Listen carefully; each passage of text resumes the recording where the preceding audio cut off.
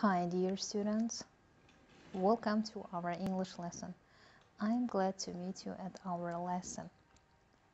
The topic for today is school and workplace. We'll learn in our lesson some grammar, future tense, will or going to, then words referring to education and about workplace. Let's begin from the grammar. From grammar, going to, as we know, is used to when we say what we have already decided to do and what we intend to do in the future. Now look at the examples. The first example, our teacher is going to arrange a concert, a school concert. It means the teacher has an intention to arrange a concert. Your friends are going to be responsible the picnic next week. It means they have planned to have a picnic for the next week. And the third example, I am going to invite my friends, the birthday party, my friends for my birthday party.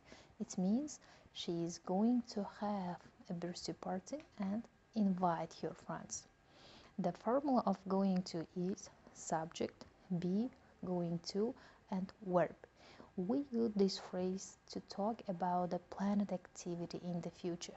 For example, I am going to meet my friend tonight, and usually we talk about our plans in the near future. Near future, it means today or this week or such kind tomorrow, and we are going to eat out today. Now, look at the usage and the form of going to. In affirmative sentence, we use going to with to be. For example, I am going to play, you, we, they are going to play, and he, she is going to play.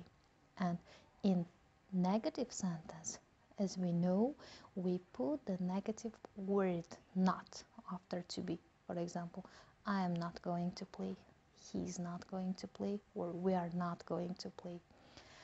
And let's speak about the interrogative sentence, or we can say question.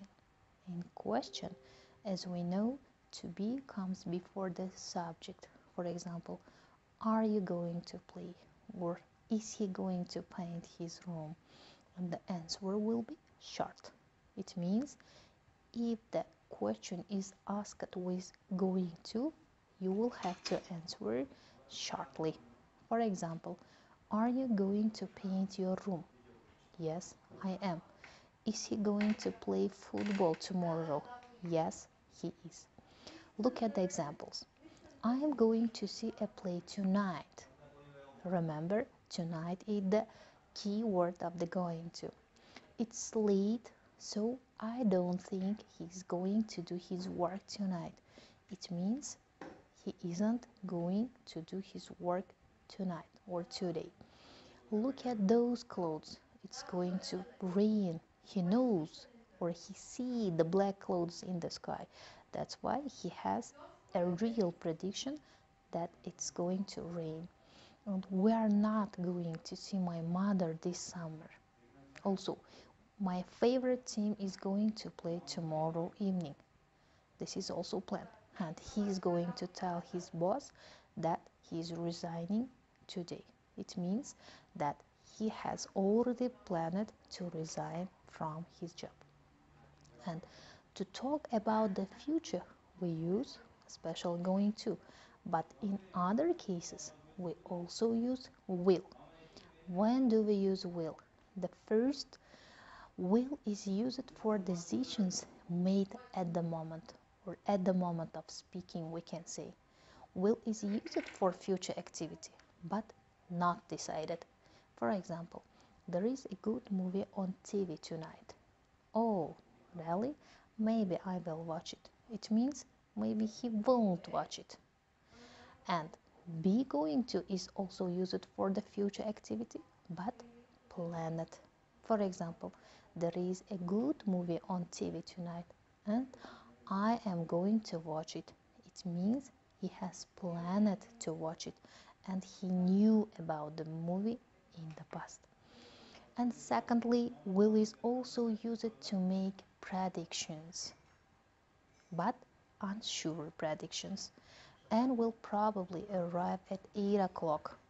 It means maybe she will come at 9 o'clock, maybe she won't come. And thirdly, will is also used to make promises. It means if you promise someone to do something, you have to use only will. For example, I promise I will pay you back. And fourth, will is also used to make offers. For example, if you make an offer to someone, you can use that bag looks heavy and I will help you with it. And the last one is if you ask someone to do something, you can say, please, will you shut the door? Or will you stand up? Will you open the door? But you can use shall for the personal pronouns I and we. For example, we can say, we shall probably go to Scotland in June. But in spoken English, nowadays there is no difference using shall or will. You can say, we will probably go to Scotland in June. There is no difference. But we use shall I or shall we for offers and suggestions. For example, shall I open the window? Or shall we go to the cinema next Saturday? This is suggestion. And we normally use the short forms of shall and will, I'll or will. You'll pass the exam, or he'll do his homework. And the negative forms of shall is shan't, and the negative form of will not is won't. For example, I shan't be here tomorrow. I think he won't come. Now, students, let's compare will or going to. When your plans are definite, please use going to. For example, you can say, I am going to learn German next year. This is your plan and it is definite. When you dream of doing something, please use will. For example, maybe in the future I will live in Scotland. This is dream. When you are talking about action that far into the future, maybe this is months or maybe years from now, you have to use will. But when you are talking about action that you will do soon, for example tomorrow or next week, use going to. For example, I am going to meet my friend tomorrow. Now look at the board. Now there are decisions. We're speaking about decisions. If the decision is yes, for example, was a decision planned? The answer is yes. You have to use what? Of course, going to. But was a decision planned? The answer is no. That you have to use will. For example, I am going to be a vet. This is planned decision because from his childhood he has planned to be a vet. And the next example, I will buy some food. Why will? Because he's opening the fridge and there is nothing to eat. Then he will decide at the time of speaking, I will buy some food. Now we have finished speaking about grammar, future tense, going to and will and comparing them. And I think you have enough information and you will do extra exercises to improve your English at home. Now let's speak about school. I think everybody can remember about school days. And we had several subjects at school like that: English, geography, chemistry, physics, history, astronomy, and so on. But some of the subjects we are studying at university. And when we study these subjects, when we are at university or at school, we need some school items, or we can say classroom items. But remember, students, we need them not only at university or at school. We need these items, classroom items, also at our workplace. Now now there are new words with the pictures which describe the school items. You can look through them, and I think you will have no any difficulty to translate them because there are new words with the pictures. Now we'll speak about the useful verbs. They are in red bold tabs. A math teacher teaches math. Her students study math. Pay attention. Teacher teaches, students study. After school, students do homework. Do homework is a phrasal verb. Word combination. We can say do homework. This is extra task which you do at home. At primary school, children learn to read and to write. It means children learn, not study. But at university, students study. A university teacher gives a lecture on chemistry and students take notes. Gives a lecture on and take notes. Take notes, it means write down quickly. Students can do a course in many colleges. Do a course. At the end of the course, you have to take or to do an exam. For example, at law university, at our university, you have to take an exam at the end of the semester. You hope to pass your exams. Pass your exams. It means if you have good results, you can pass your exams. But you don't want to fail your exams.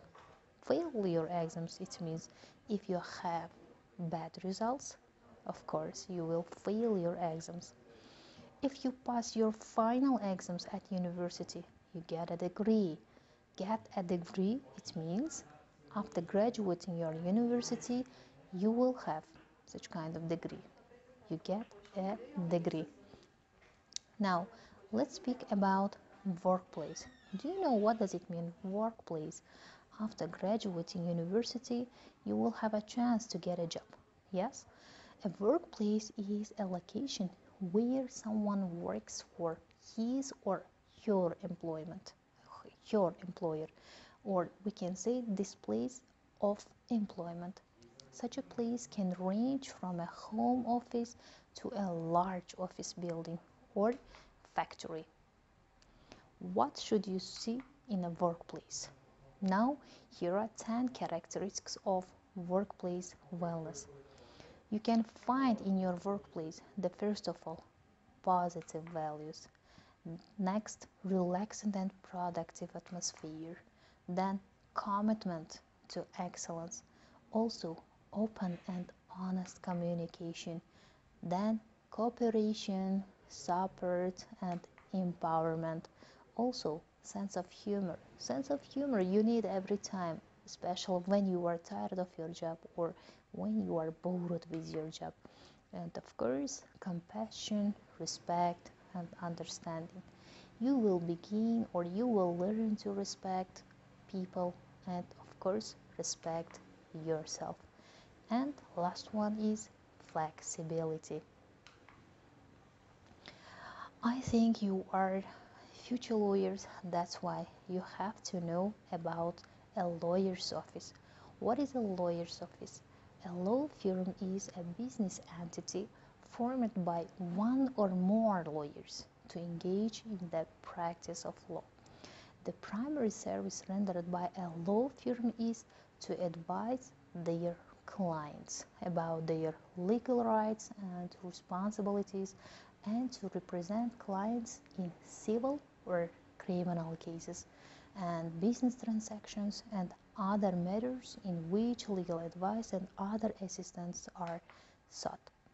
What type of lawyers work in law firms? How do you think? I think there are many types of lawyers who wants to work in law firms. The first of all, business lawyer. We can call them also corporate lawyers. Also, employment or labor lawyer. The next, finance and securities lawyer. And we have mergers and acquisitions lawyer. Then intellectual property lawyer. Then family lawyer estate planning lawyer, and also tax lawyer. Now we have finished our lesson, dear students. I think you will have enough information about workplace,